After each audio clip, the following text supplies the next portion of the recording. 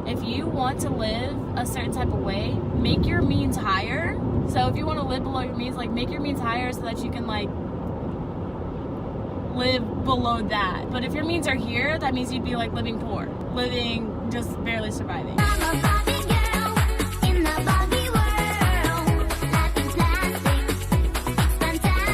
Hey tall girl, so this is another business related video, so let's get into it. So this is about how you divide up your time and your income generating activities. So this whole thing starts with authenticity.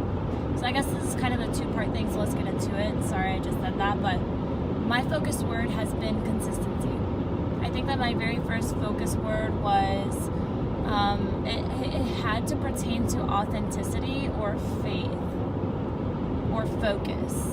It may have been focus, faith, or authenticity. And I think that if you have never used a focus word before, a very good starting place would either be authenticity or authentic, or focus, like whatever derivative of your word, like the adjective or noun form or whatever. It doesn't matter, but I think authenticity is honestly the root for everything. Like the truth will set you free. So that's probably why I feel so inclined toward that, because to look at what you're doing as it pertains to achieving your goals, you have to be real with yourself and like, first, is this an income generating activity? If it's not, why am I doing it? And really answer those questions. And then once you do that analysis, how can I shift my time toward the highest profit generating activity? So that's probably another key distinction, profit generating, not just income. Because why? Here we go. So my coach, Danny Spikes, my business coach, I'll leave her link in the description box.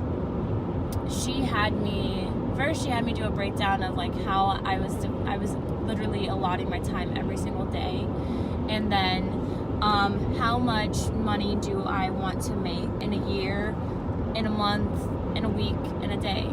Basically, like if I want to make a yearly whatever, then I need to know how much I need to be making every single day. And then we broke it down into basically 3 categories of income generating activities. These are events or markets, online presence, wholesale. And she said 30-30-30. So basically an equal pie division for all those. And just taking heed of what she said, now you have to modify it to what really works for you. And speaking to my business mentor, and this individual is a multi-millionaire, worldwide recognition, amazing individual. But they're like, you know what, literally if you just focus on your online, you'll be straight. And it's true. And now let's look at the numbers. So if I focus on events purely, my inclination to do that is because it's instant cash, and it can help with converting to like an online following, but it rarely converts to a follow-up online purchase. My products are awesome, people love my products, but I don't have like a call to action at my point of sale. So I don't have a good enough incentivizer. Free shipping isn't enough, but the brand Wonder bracelets or something like that, they have an awesome incentive and follow-up type of thing with the followers that they're trying to create with their online content. So I realized that this week, so that's something that I'm fixing. But my online purchase conversion or follower conversion from point of sale hasn't been profitable, hasn't been like metric wise, hasn't been there. And besides that, for major events, we're talking a $250 entry to $500 to $1,000 just for entry. And these events are typically for not to make no bunch of profit, but to get brand exposure. Now, if you don't have the system in place to follow up and engage or incentivize the new customer that you made at point of sale, then it's basically like money lost. You didn't recover all of your profit all of your investment capital to attend the event, and you didn't have the follow-up engagement with the person that you met. So you just went through the motions, but you lost money. So that's one. Two, wholesale. So they take between 30 to 50% of your sales, and of course that's where the price markups go. But it's like, I wouldn't have to do price markups and have people think that my stuff's more expensive than it is, especially with Temple Care Beauty, that it's created as a legit, affordable, plant-based skincare and beauty tool system, you know. I wouldn't have to do the markups if, you know, I didn't do a wholesale. So wholesale's great because it gets people to see your product, become curious after some point, purchase it. And I've had 3 wholesales when I was on the East Coast, and I'm working on those now that I'm on the West Coast of Florida. Actually 4 when I was on the East Coast, but very, very minor. And it reduces the amount of standing inventory that you have for online sales. So the highest profit generating thing that you could have, is to have most of your sales come through the online stores. So your monthly, like my hair, like honestly it's still like whatever from the gala, but your monthly cost for a Shopify is $79.99. For a Wix it's 18 something, or maybe $24.99. I have to check. I'll give you the actual number. But you can have your online store and be throwing money away if you're not funneling people to your products. So my mentor was saying, it's just your personality. Like, all you have to do is get out there, tell your story, connect with people, add value. And he's not the only person that has said, like, I don't know who I was watching, a random guy on YouTube, but he was just saying, like, you're gonna have to give away a lot of free stuff before people are willing to pay you for what it is that you have to offer.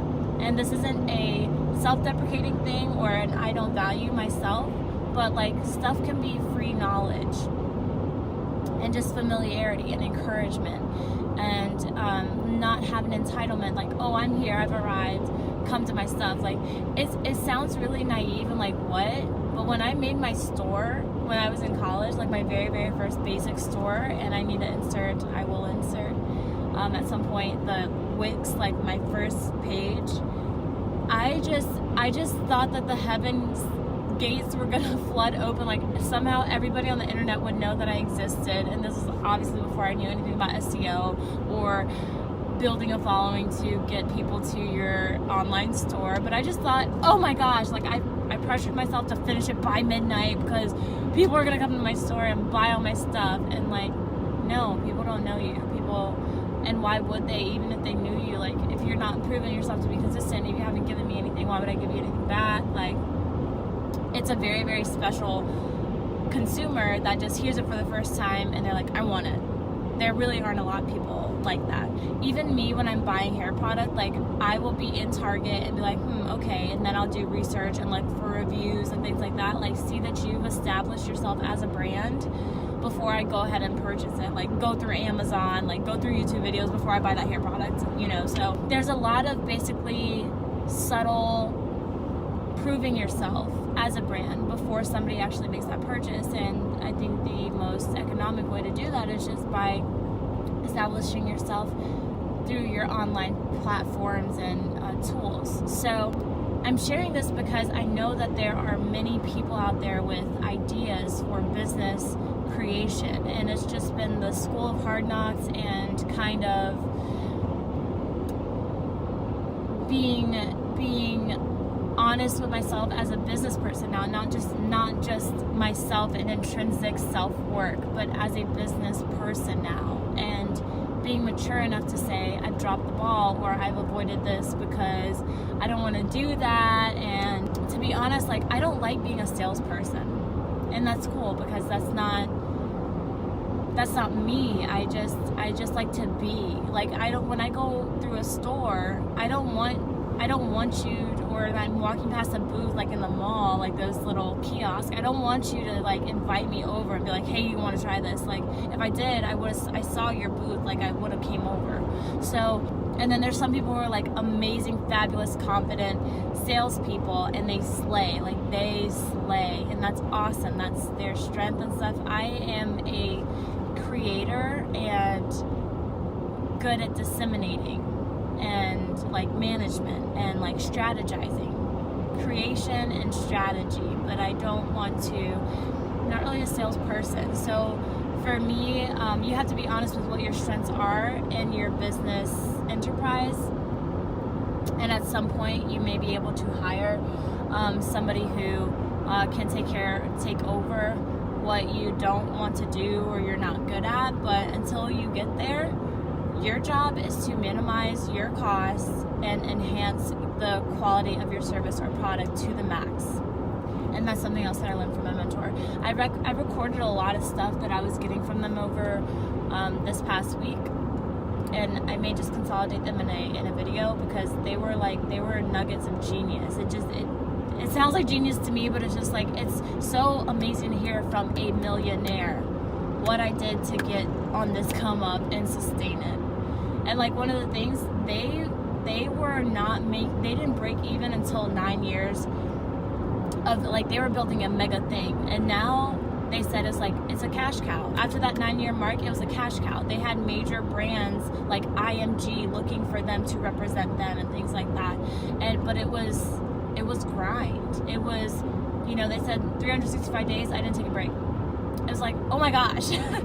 And we live in Instagram era, so and that's why it's okay if you look at me and you're like, wow, you have these brands, and like you're still like, yeah, I'm still on the come up, and yeah, I'm being transparent with you, because I want you're gonna see me get there, and it's not gonna take as long as it honestly has, or longer than it should.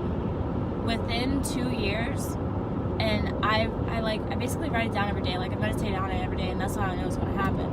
And another thing that's really cool that my mentor told me is like, I've never lusted for anything. Basically, like, they knew that it was going to happen. They knew it was going to happen because they knew they were going to put in the work.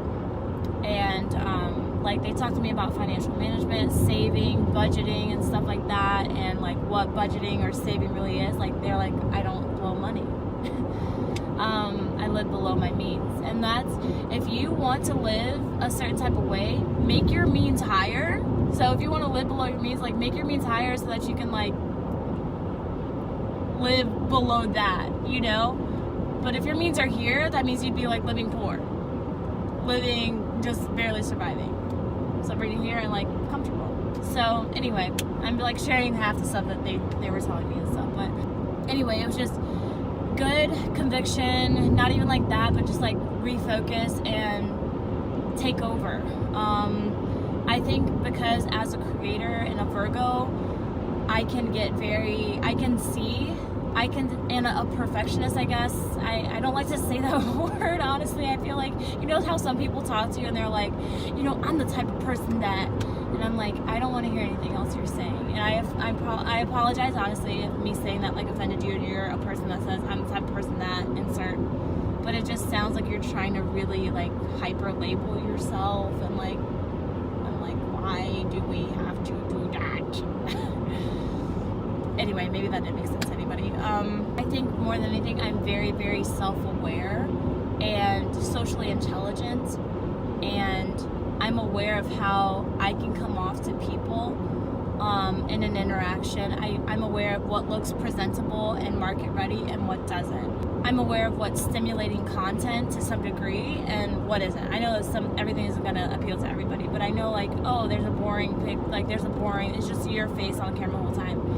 Okay, well, what if I just add a couple of GIFs or something like that, like shake it up? Well, that's now interesting and stimulating to me. So to me, that cognition, I know how long that's going to take to create, and then I cannot want to do it because I know it's going to take several hours to put together, but I'm not going to come to market or come to YouTube or whatever until it's market ready. So just the thought of it can be daunting, and then I go into an avoidance behavior. So all of this just requires self-awareness. I encourage you to find your focus word. Comment below what your focus word might be, what it has been in the past. Again, I always encourage anybody watching this, like, go ahead and shout out your business, and I encourage you to create a real social media plan. And I think that one day maybe I will share what my social media posting calendar is, the different ways that I'm going about it now. You'll definitely see the channel grow, and it's just the key is consistency for me now. The focus stage, the strategy stage, the authenticity stage, like, dope. Those were pillars. Those were like fundamental and foundational. Right now, consistency is all I really need now that I know where I need to be focusing my energy and my intent in, and just being intentional. So if you have a brand, y'all, like, e-commerce online is really where it's at. Look at the mega, like, Megalotron Amazons, okay, of the world, and Walmart and Target switching all to online shopping and stuff. Like, e-commerce really does seem to be where it's at. So if that's the case, then why wouldn't you use online, where your market is, to convert people to sales? So that's just that's what I'm learning, that's what I'm accepting. And I think that why it's been so difficult is because that means that I have to put effort in something that takes patience and consistency, where doing an event is like, oh, it's like a once or twice a week thing. It's immediate pay, it's immediate, conversion or payment. And I went through so many motions, and it felt like I went through so many motions, and it really felt like I was doing something like laborious with my hands instead of really like using your mind to create something, So I think that's where I've been, and it's very mature and level one, base one, and it's time to graduate. And I think that's why I've been like having dreams. I've had dreams, and I'm just so glad the Holy Spirit revealed this to me. But I've had so many recurring dreams of being in school and having a curriculum, like, how you have 6 different classes and you can choose what classes, like geometry, something like that, like choose your classes in high school, and 4 of them I'm attending, and 2 of them I neglect for the entire semester, and at the end, like, I literally don't even go to those classes. And then at the end of the semester, I'm trying to scramble and like catch up on all my homework and learn all the curriculum right at the last second. And I literally fail and I don't get to go to university because I literally did not go to 2 classes the whole entire semester. And I did obviously all my K through 11 and part of 12. And I think that has been now shown to me to be a spiritual parallel. You're doing everything else. You've done all this stuff from like the ground up, and all you have to do is like 1 or 2 more things and just be consistent and go to those classes, like do that assignment, and you'll be good. And you'll be able to graduate, go to the next level. So that's everything for this video. If you have dreams and they may be like, see in the future or whatever, or just peeks into what's really going on in the spirit realm, or you're an interpreter of those, like, put yourself, talk to me in the comments. Like, I think that's just fascinating. If you have other gifts too, like, let me know. Like, some people are prophetesses and stuff like that. And to be real, I don't really know all the church culture speak stuff. That was not to be derogatory. I just don't know them, and I'm not gonna act like I do. So anyway, that's everything for this video, and I will talk with you later, girl. Bye bye.